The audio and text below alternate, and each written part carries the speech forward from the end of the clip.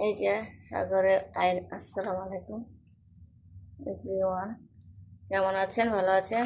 এই যে আয়ের মাছ, দুইটা আয়ের মাছ এখানে। মাথাটা আগে আলাদা রেখে দিয়েছি।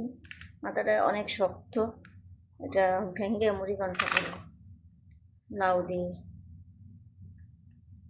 এখন রান্না করব।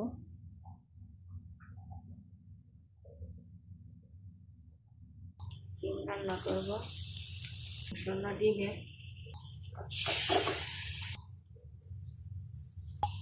এই যে আসসালামু আলাইকুম এভরিওয়ান, এই যে আয়ের মাছ রান্না করব। পেঁয়াজ বাটা দিয়েছি, আর মশলা, মরিচ, মিক্সড মশলা, হলুদ, জিরা, আল্লাহ, পেঁয়াজ বাটা, এই যে মাছ।